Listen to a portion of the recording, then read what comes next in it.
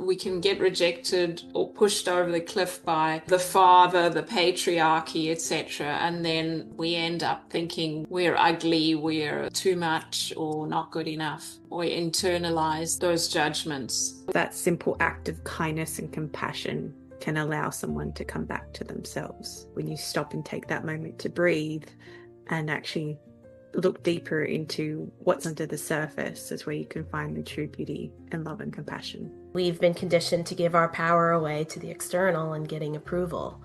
But then at the end, we hear that they're provided for in a state of abundance. And they come together in a divine union. So there's healing not only with the divine feminine, but also the divine masculine. Accepting that difference and knowing that something good can come from the rocky waters, from like the difficulties that we have, that we face, knowing that even though things do not appear as though they are the way that we would like them to be, in this moment, there is something on the other side. There's parts of us that want to know, well, what next? We want to try and work it all out. You know, the human part of us, the brain part of us, the conditioned part of us has to know every step of the way. We got to trust, you know, we have to put ourselves on the line. We have to show up.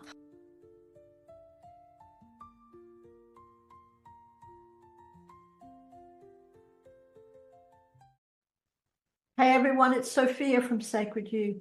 Thank you so much for being here. A quick message before we dive into today's discussion. You may have been watching our videos, but have not had a chance to hit that subscribe button. So if you have gained value from our conversations, from our channel, it would be so appreciated for us if you would hit that subscribe button below right now and even give us a like. What that means is not only does it allow us to grow our subscriber base, but it also allows us to bring in even more guests for you to listen to. And you will be one of the first ones to be notified. So please hit that subscribe button and let's get started on today's wonderful panel discussion.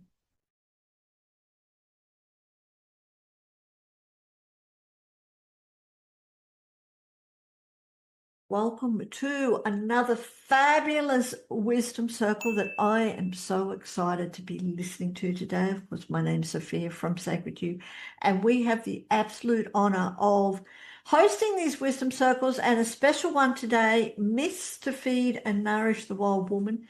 Some wonderful stories facilitated by the amazing Samantha, who I have to say is the best storyteller in the world. So Samantha, I'm going to hand it over to you to tell us about Myths to Feed and Nourish the Wild Woman, and then we will introduce all these beautiful women. And I will be back. Thank you, Sophia. Thank you. And thank you for joining me, whether you're online or in the Zoom room with me. This is very exciting.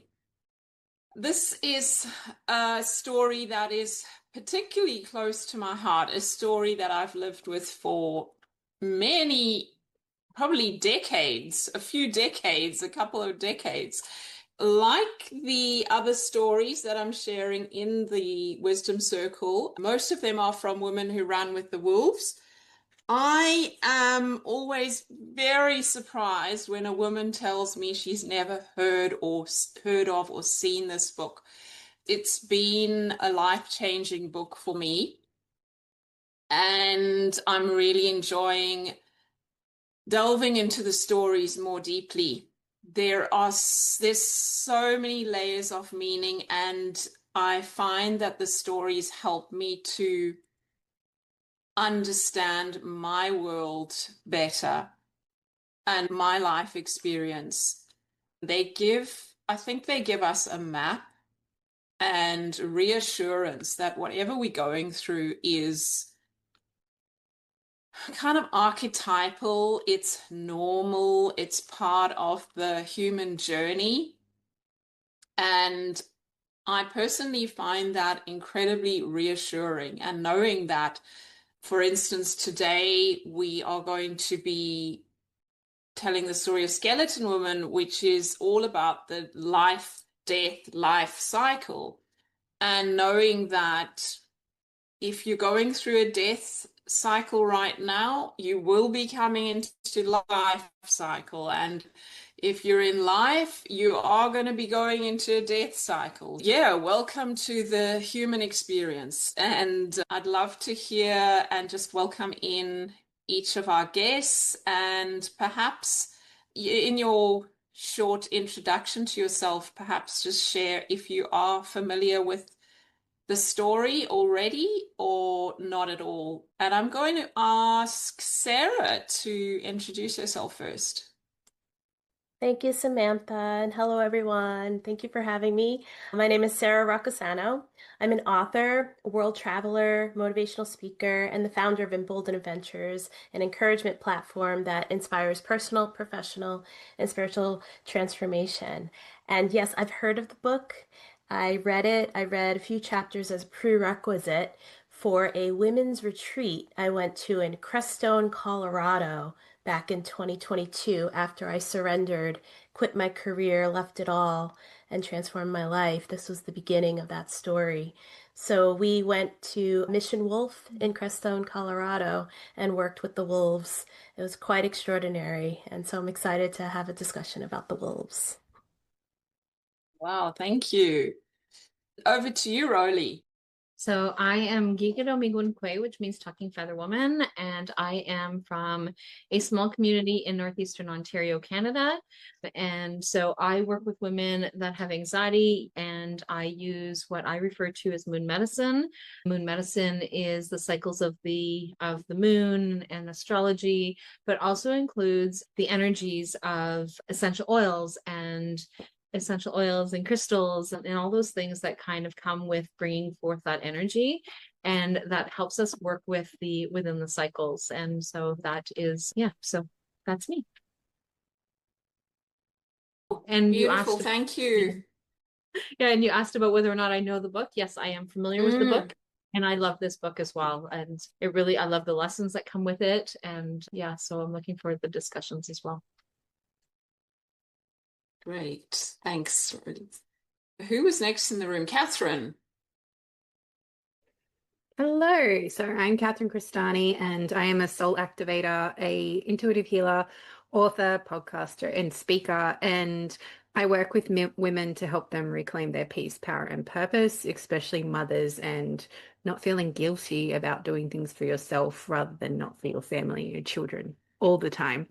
And I started reading this book, but I never finished it because I feel the time I was reading it in my life, it was just that point where I had to let things integrate, and it was almost too triggering. So being reintroduced to it this way through your storytelling, Samantha, is such a beautiful way to reintroduce to the book and almost making me want to go pick it back up. Yeah, that's where I'm at. Lovely, thank you. Thanks, Catherine. Joe.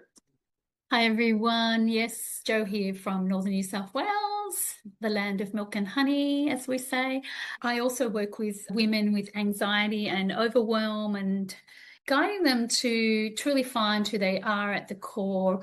I take them on a journey of self-discovery, really, and using many modalities, many methods, and my 40 years in the industry and the spiritual realm. So I love what I do. Actually, I do work with men as well. I must say that. I've had a man working with me for many years now, and I just think that's incredible. But yeah, so as far as the book goes, I know the book, Catherine. I've had it on my shelf. It's one of those books that's been sitting there on my to-do list. I have many books before that as well. So I do enjoy your storytelling, though, Samantha. I really find it refreshing to hear it from the way you share it on the lives like this. And then so one day I will pick it up, but it hasn't called to me yet. I do enjoy just listening to the story from your perspective and then sharing our own perspectives as well. So thank you. Thank you, Joe. I'm going to invite us to enter into story time, which is time outside of our ordinary time, our ordinary lives, our to-do lists. And so the way I do that is I have another hat, which I think I wear in winter, but this is my summer storytelling, my Egyptian goddess headdress. And if you have something close at hand that you want to use as an anchor to just enter into this extraordinary time, it may be a smell, a spray. I have this lovely cleansing spray somebody gifted me. Otherwise, just taking a deep breath and arriving in the space fully, noticing your breath, noticing your body. If you want to, you can also close your eyes as you listen to the story, and maybe the images will come to you more strongly. But just be comfortable, relax, and enjoy it. It's not often that we get to just relax and enjoy a story as mothers, as adults. So, she had done something of which her father disapproved, although nobody any longer remembered what it was. But her father had dragged her to the cliff and thrown her over the cliff. And there the fish had eaten off all her flesh. They'd eaten out her eyes. And the crustaceans had made their homes in the sockets of her eyes and in other nooks and crannies of her skeleton. And her skeleton lay there on the floor of the ocean, just rocking backwards and forwards in the tide. Until a particular day when a fisherman came, and he was obviously not one of the local fishermen, because they kept very clear of this cove. For many years, they told each other that this cove was haunted. And this fisherman let his line out, and as it dropped down to the ocean floor, of all places, it caught in the rib cage of Skeleton Woman. And he was very excited when he could feel that there was something at the end of his line. And as he started pulling on it, he was saying out loud, he was so excited, that this is a really big one. This is one that is going to feed me and my neighbors for weeks. I won't even have to go out fishing anymore, have all these weather changes and all these difficulties. This is fantastic. And as he reeled and reeled, he got more and more excited. And he was busy at the other end of the boat, sorting out his nets and getting ready for this big catch. So he didn't notice that Skeleton Woman had come right up out of the water, and the little creatures in her eye sockets were glinting in the wet, with the wet seawater. But at one point, he did turn around, and he got the fright of his life. He went as white as a skeleton when he saw her hanging by her long front teeth on the boat. And as fast as he can, he grabbed the oars and he started racing to the shore, not realizing that Skeleton Woman was actually caught up in his line, and every step of the way she was with him, hanging on to the boat. But it was getting dark, and he was in a state of total fight flight. So he wasn't noticing what was going on, and he grabbed his fishing tackle, because that was his means of survival. As the boat landed on the shore, he grabbed all of his gear and he started running across the rocks, across the frozen tundra, and over the area where all the meat was laid out to dry. And as he did that, of course, Skeleton Woman came dragging along bumpity bump behind him, and she even managed to grab a piece of meat. She was starving. She hadn't eaten for such a long time. The fisherman approached his hut and threw himself inside, and phew, what a relief, he thought. I am now finally safe. He then lit his whale oil lamp, and what did he see there? Lying on the floor of his hut was Skeleton Woman, but so tangled up. She had one foot over her shoulder, another foot was wrapped around her elbow. She was a mess. And I don't know whether it was because he was a very lonely man, or because the light of the whale oil lamp made Skeleton Woman look a little bit less frightening. But whatever it is, he decided to come closer. And he knelt down and he started to put her skeleton back into its right order. And as he did that, he sang and hummed to himself. And it took him a long time, but he got her skeleton back into the order that a human skeleton should be. After that, he went and sat in his leather chair, just looking at her. Now, she was still pretty scared. She was thinking that maybe he would go and throw her over the cliff one more time. But he fell asleep. And I don't know if it ever happens to any of you that in your sleep there might be a tear that comes out. And the tears can be from longing, or they can be from sadness.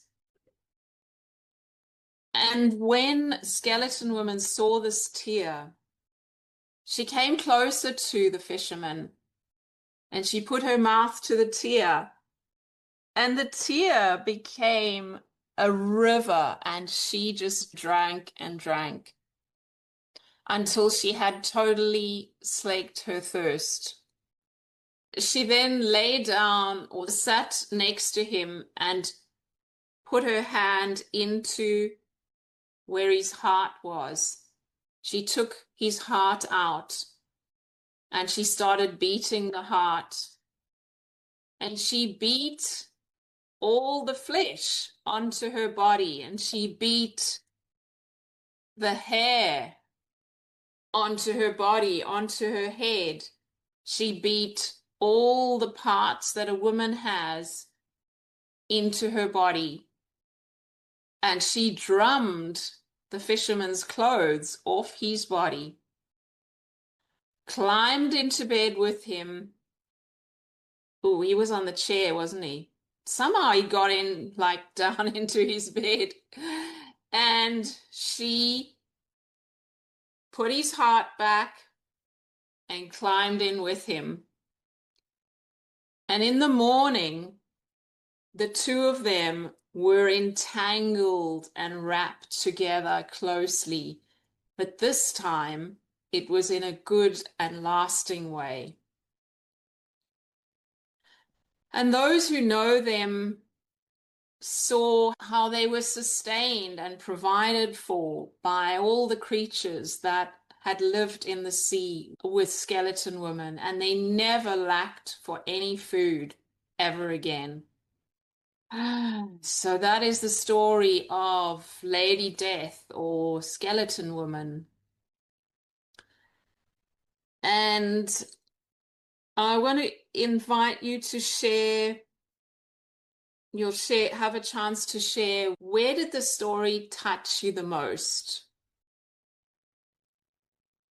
Let's share that first. Who's ready? Then I'll have to pick someone. Catherine. It may be a small image, it's a one line, anything. I feel it's just that simple act of kindness and compassion can allow someone to come back to themselves. That's the message I got, especially when you're just singing to somebody and taking that care when you were initially so afraid, but when you stop and take that moment to breathe and actually look deeper into what's under the surface is where you can find the true beauty and love and compassion. Beautiful, thank you. Yes, so he came close to her. He'd been so scared and just wanting to get as far away as possible, but then actually made a conscious decision to come close to her, which changed everything. So what are the parts of ourselves that we really try our best to run away from, to get away from?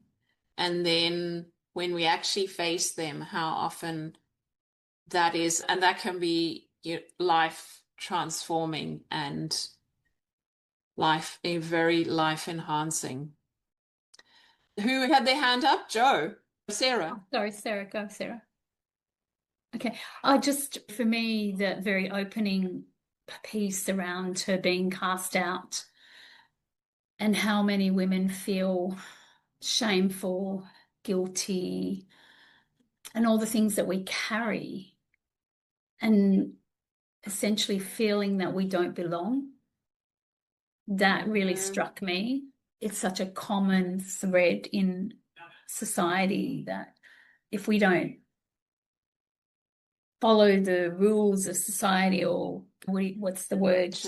Yes, then we can't fully live our life. We can't fully step into who we are and be guided by what's true for us. And if we can start to really delve into those parts of ourselves, then we can have a new life. Essentially what happened in the end, that really was very striking to me. If we do the work, we follow our soul's journey and surrender to the fear and do it anyways, as Nike says. But yeah, just know that there is light at the end. Yeah. Yes, and yeah, and then we end up doing that to ourselves. We can get rejected or pushed over the cliff by, the father, the patriarchy, etc. And then we end up thinking we're ugly, we're whatever, too much or not good enough, or internalize those judgments. And then the story shows us that, yeah, we've got to turn and look at them. We've got to turn and, as you say, do the work. And I had another thought about, it starts with that willingness to go into the unknown. That fisherman, he stumbled in. And a lot of the time, and Clarissa Pinkola Estes calls it, that you can either seek in a sacred way or a bumbling way or a malicious way. But most of the time, I think, for most of us, we encounter these things in a very bumbling way. It's not very intentional, but however we do it, life is going to provide us with opportunities, and they may not look like a treasure at first. Thanks. Sarah. I had the same impressions as Joe. What struck me were the bookends of the story: being cast away, being rejected for a disagreement, whatever that was. And she's now paying a price, a victim in that sense, which is similar to what's going on now, right? The world, the matrix is crumbling because it's inauthentic with the light. And so it's casting judgment onto people. It's projecting people off a cliff. It's really shaking and breaking up. And we've been conditioned to give our power away to the external and getting approval. But then at the end, we hear that they're provided for in a state of abundance, and they come together in a divine union. So there's healing not only with the divine feminine, but also the divine masculine, because now he's coming in as a protector in some ways, and she's showing up in her magnetic, authentic self. So I see that as a foretelling of what we as a collective energetically are going through now. We're in the birthing process of decoupling from the false matrix.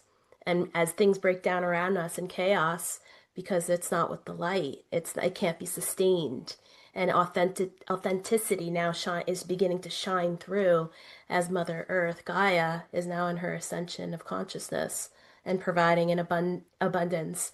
And we trust its unfolding and believe that we're protected and know that we are our divine selves as we heal and grow with Mother Earth. So I see that as the bookends of the story. Thank you.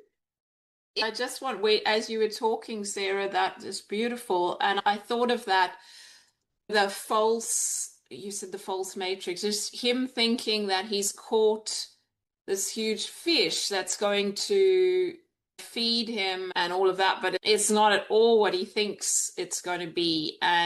But it actually ends up being way better than just a fish. Yeah, thank you. Rolly.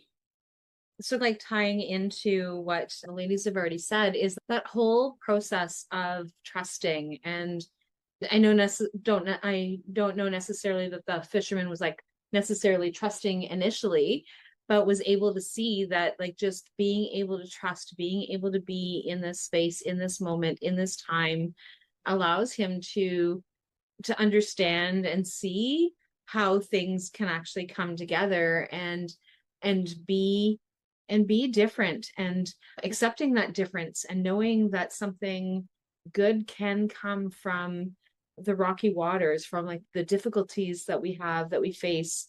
And I really love that aspect of just that, and going back to the word trust, and just knowing that even though things do not appear as though they are the way that we would like them to be, in this moment, there is something on the other side. There is something, and if we can get through it, so we can't just always close our eyes and make believe that things are not happening, but like even trusting that things happen for us, not to us, is also, I think, a really good message within what it is that's happening. Is that so she was cast aside, but then she was able to come to the other side, and had she have not been casted out, she would not have gotten to that other side. She would have been continued with whatever path that everybody had set out for her, where she was able to come back around and see where things look different, and then having that connection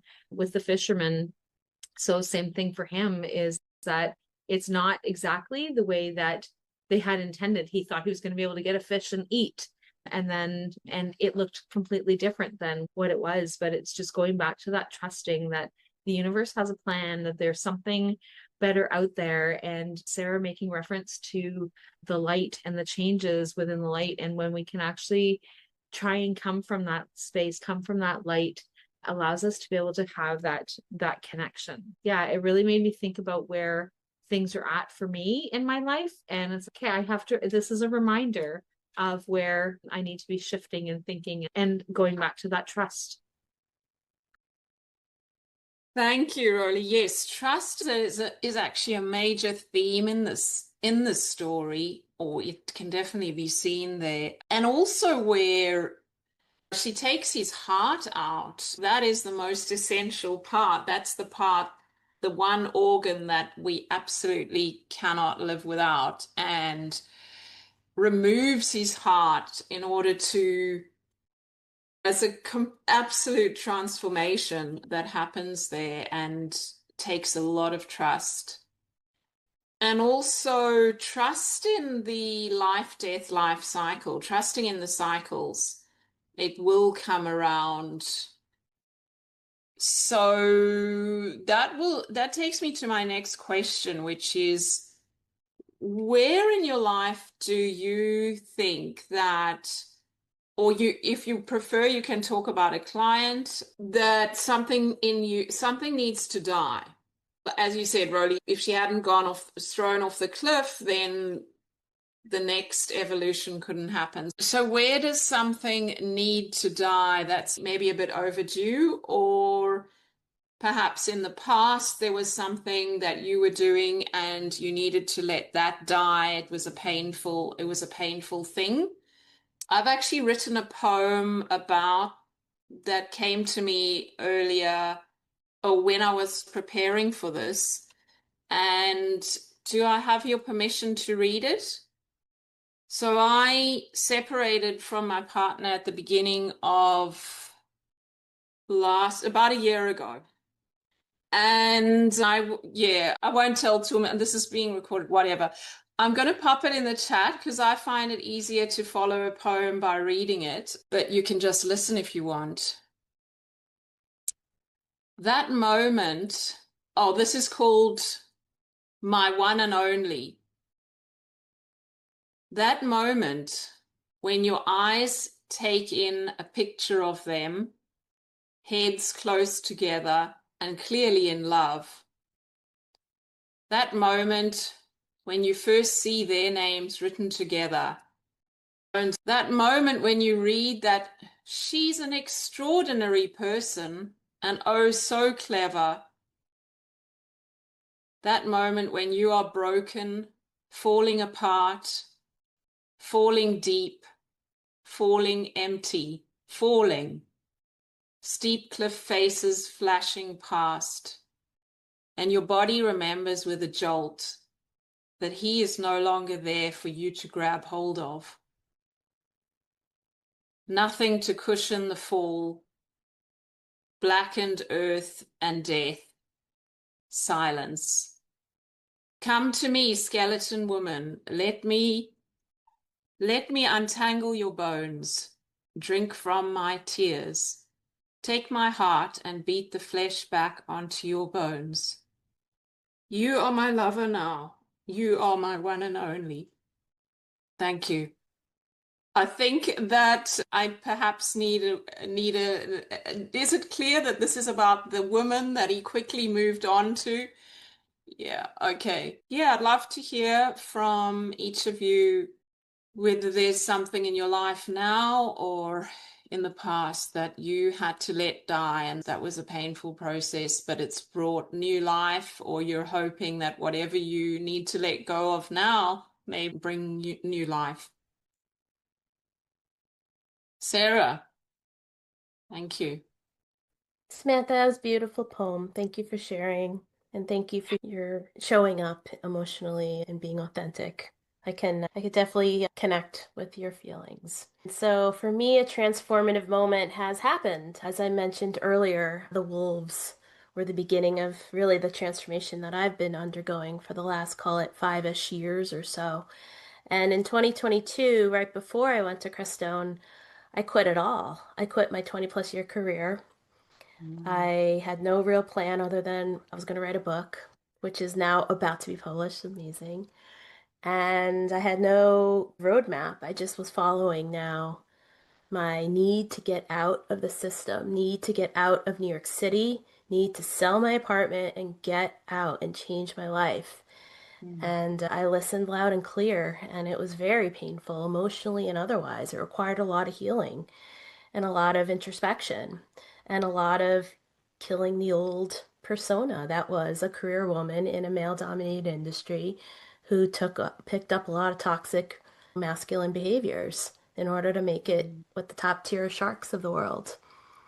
And so here I am now in a kind of flow into the world of femininity. What does that mean? How does that feel? How do you heal? How do you connect with nature? How do you discover these worlds with the helps of wisdom keepers in nature and the wolves and everything?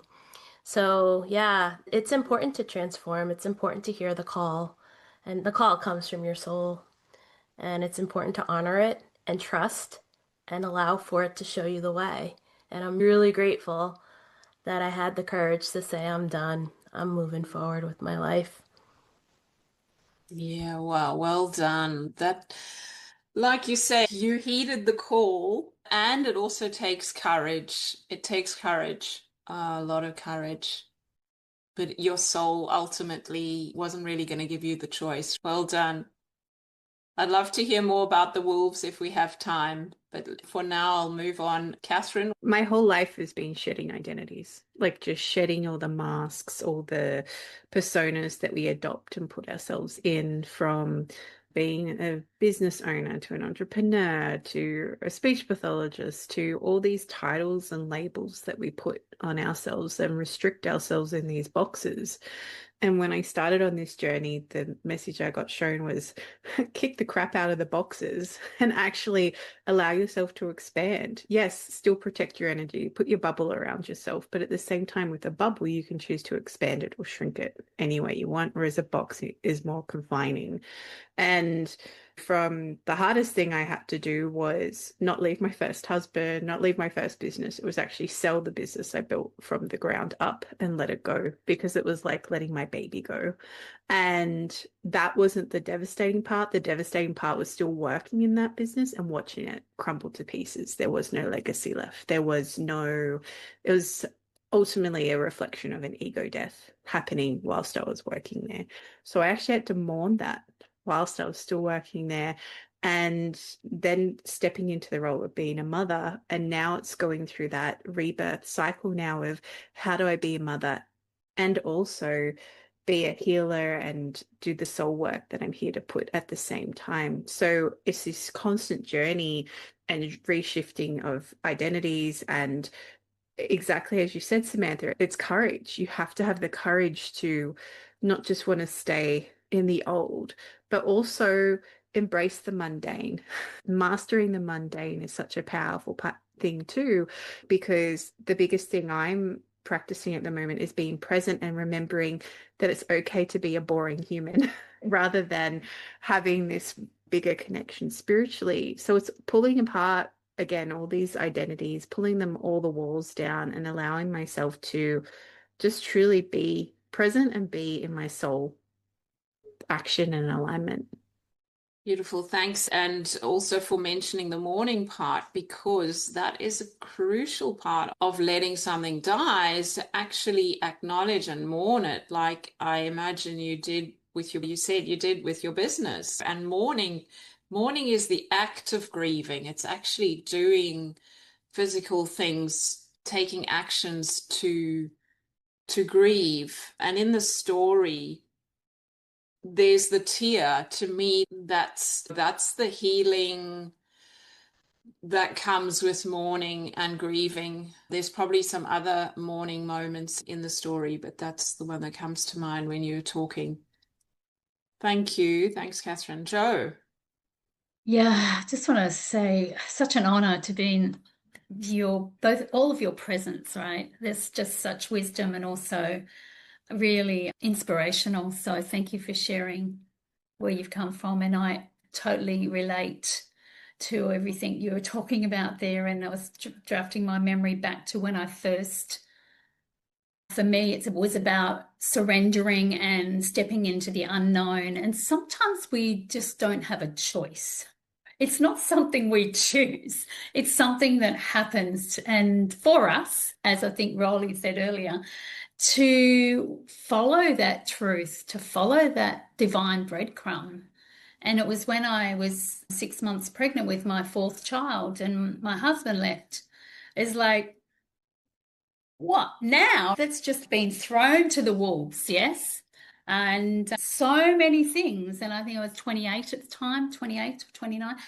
And it's just been since then, I feel like my lesson has been continually stepping into the unknown and just trusting that process and not fully knowing, because yes, there's parts of us that want to know what next. We want to try and work it all out. The human part of us, the brain part of us, the conditioned part of us has to know every step of the way. But there was a point along the way, and it was probably more in the last few years, specifically, as Catherine mentioned, as a business owner, we don't have guarantee of income. We got to trust. We have to put ourselves on the line. We have to show up. And that's a scary thing in itself, unless you start to break away these masks which you talked about, these parts of us that don't serve us, and step into that unknown and drink from the fountain of tears. That's so relevant in this story.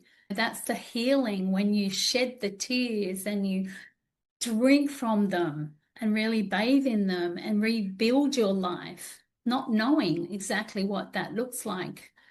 Total faith, yeah, and continuing to show up and know that one thing I have learned is that everything is temporary. If I have that in the back of my mind, it's just a process. I went through a big process, as many of last year, like dark night of the soul, and it's just part of the journey. And having the skills and having the knowledge, having the support, which is my theme this year, support is your superpower, to be held, to soften into the femininity that you're talking about, Sarah. And when you're in that space, it's so beautiful.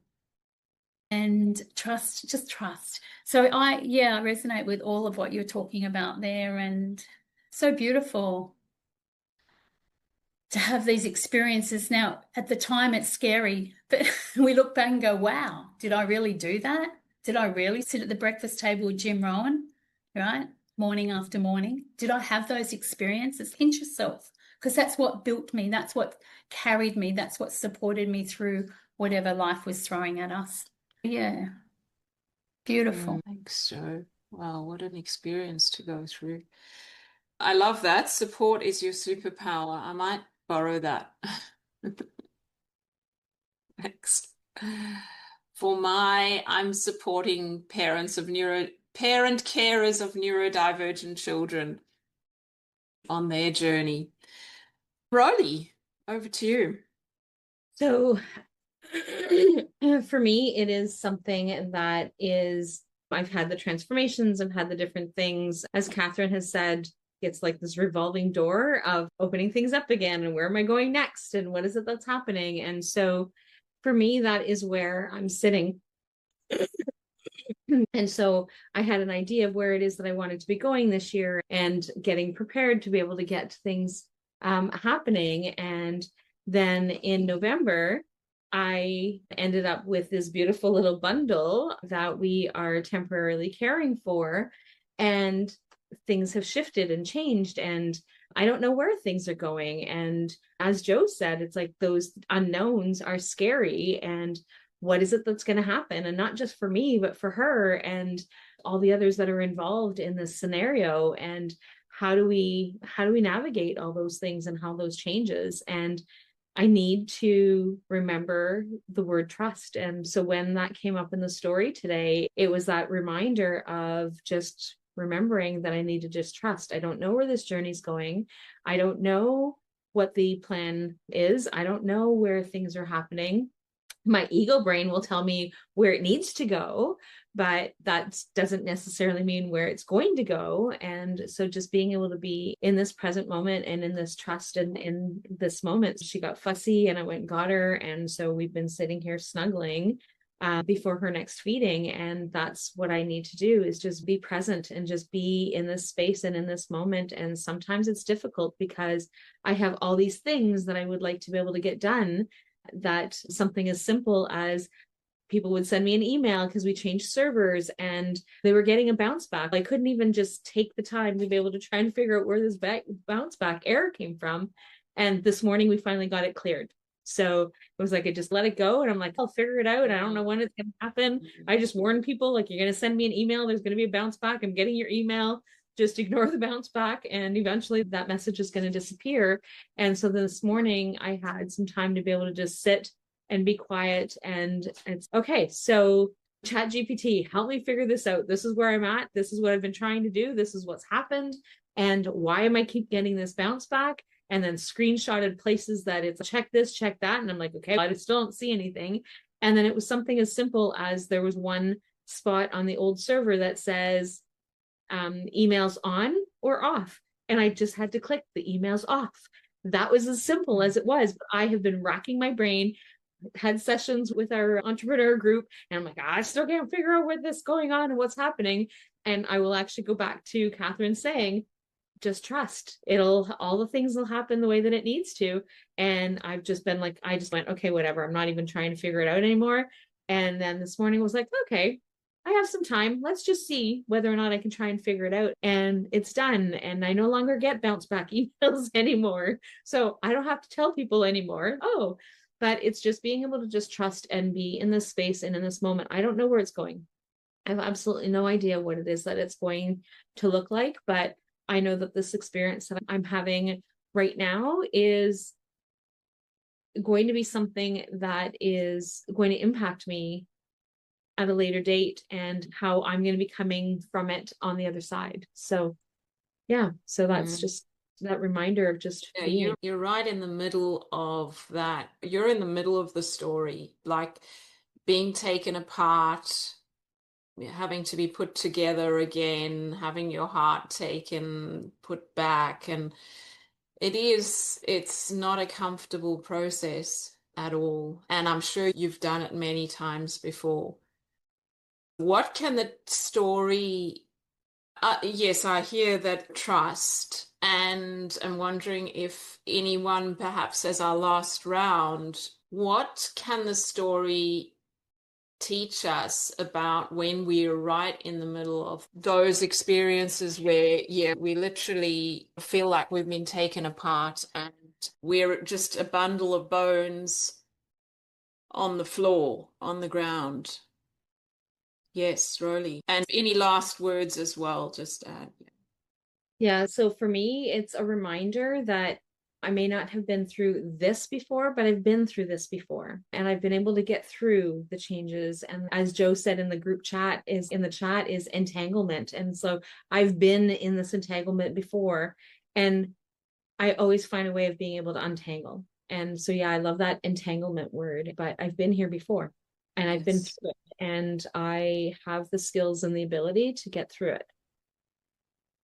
Yes, entanglement is obviously a big theme too. And your story about the emails, just letting that go and waiting for the time when you could actually have the focus, the clarity, the space to think about it, that enabled you to then sort it out. And that's like I think the rearranging the skeleton woman into the right order, finding that order. And yeah.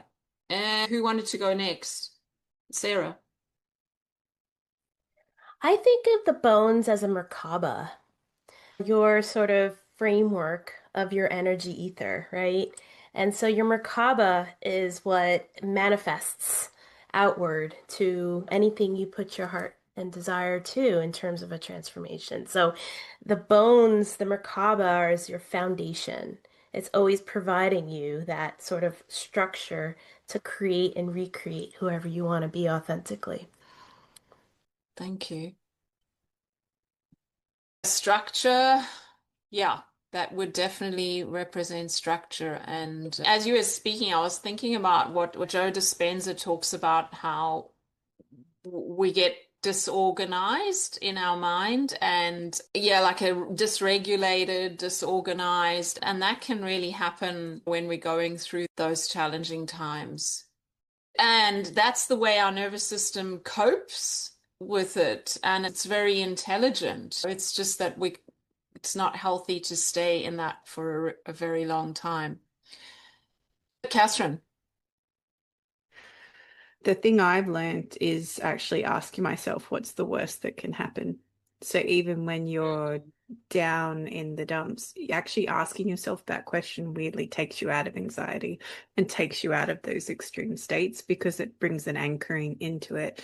And also, sometimes letting your mind play out the worst case scenarios can just allow it to be acknowledged. And our brain and our ego just wants to keep us safe.